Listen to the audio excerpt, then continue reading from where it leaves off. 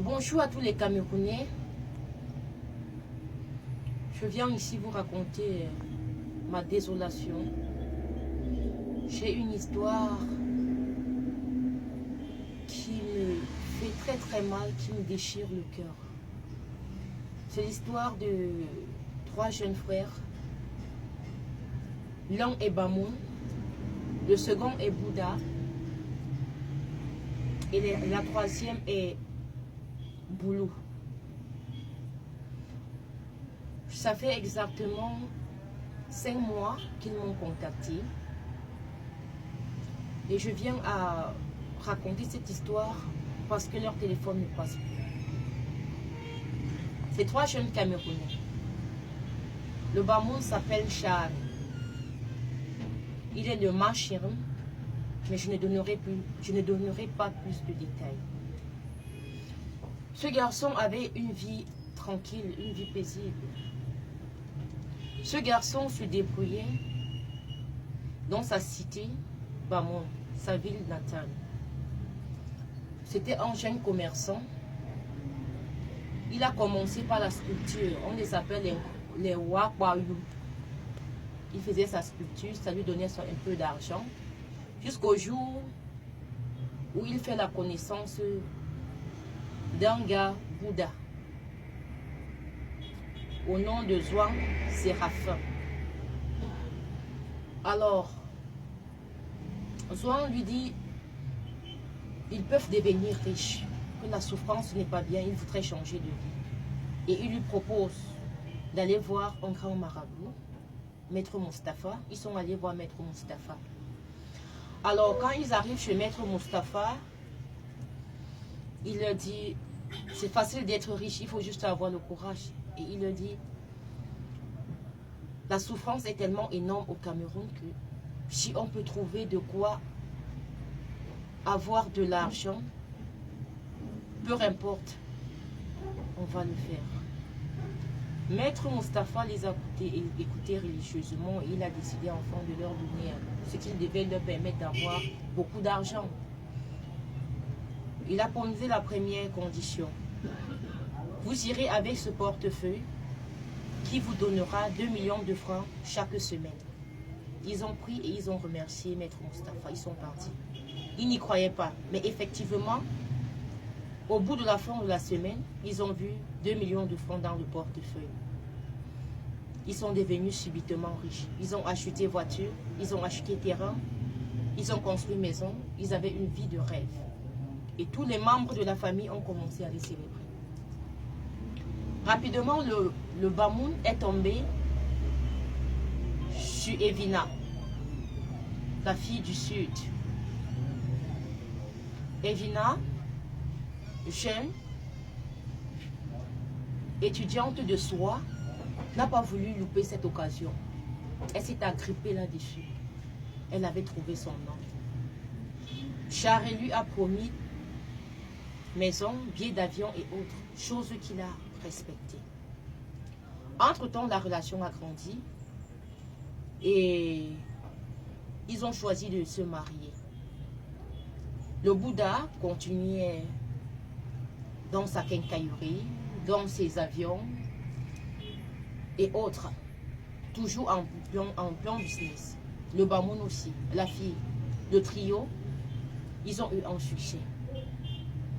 Et un jour, Maître Mustapha leur fait une notification. Il faut revenir le voir. Ils sont partis voir Maître Mustapha sans toutefois amener la fille Evina. Une fois chez Maître Mustapha, il leur dit, actuellement, vous allez commencer à remplir les conditions. Vous avez eu beaucoup d'argent. Il a dit au Bamoun, tu vas faire l'amour avec ta maman 2 fois par semaine.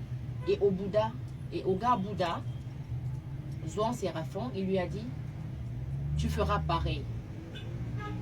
Et vous allez faire quelque chose pour célébrer votre maman. Le vendredi, il aurait fallu que le Bouddha rentre au village pour faire l'amour à sa maman. Ça n'a pas été facile. Il était obligé, il s'est vu obligé d'expliquer à sa maman. Sa maman a dit elle ne pourra pas laisser son fils mourir. Elle préfère remplir la condition pour que son fils vive. Donc, elle est entrée faire l'amour avec sa maman pour sauver la vie de son fils. Ça, c'était la première fois. Le gars Bamoun est parti au village. Il était obligé de séquestrer sa maman pour pouvoir lui faire l'amour afin de ne pas mourir. Et quand il a fait la première fois, sa maman au début déçue, mais à la fin, comme le gars me raconte, elle a dit, ça n'a enlevé rien en moi, donc je peux supporter. On a offert, le fils a offert la voiture à maman, une vie de rêve, de luxe et autres. C'est pourquoi, sur sa voiture, Charé a écrit « Merci maman ».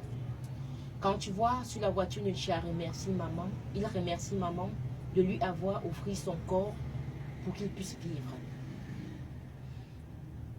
Je suis blessée.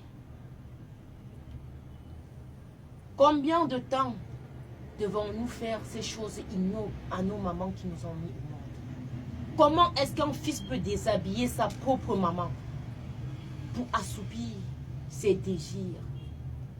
Comment un fils peut-il déshonorer sa maman, désacraliser sa maman, juste pour avoir un peu d'argent? La deuxième fois, le gars Bouddha est rentré pour faire l'amour à sa mère et son frère l'a surpris. Quand son frère s'est saisi d'une machette pour pouvoir en découdre avec lui, c'est la maman qui a dit stop, ne tue pas mon fils. S'il est sorti par là, il peut rentrer à l'intérieur et ça ne fera rien. Quelle perdition! Quelle perdition! Ça nous apporte quoi de détruire ce monde? Qu'est-ce qu'on enseigne à nos jeunes frères? La valeur n'a plus sa place dans notre société. Je ne vais pas dire que tous les Bouddhas le font. Je ne vais pas dire que tous les Bamoun le font. Je ne vais pas dire que c'est tous les Boulous qui le font à cause des Vina, à cause de Charé ou de Zoa. Je veux dire, dans chaque région, il y a un Camerounais qui a vendu son âme au diable pour de l'argent. Je continue l'histoire. Alors, ils l'ont fait, ils ont amassé beaucoup d'argent et ils se sont retrouvés du côté de Dubaï. Une fois à Dubaï, les données ont changé avec Maître Mustapha. Il leur demande de manger la chair humaine et qu'ils devraient manger la chair humaine une fois par semaine et manger ce qu'ils défèquent dans leur sel, leur caca, pour plus de précision pour ceux qui ne comprennent pas, tous les jeudis à minuit. Ils n'ont pas pu respecter la première condition. Maître Mustapha a changé. La deuxième, il a dit, vous allez faire l'amour au cimetière à 12h pile, tous les lundis.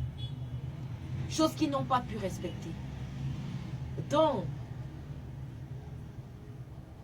quand mon ami Charé m'a appelé, c'était pour que j'interpelle les uns et les autres à ne plus tomber dans ce piège.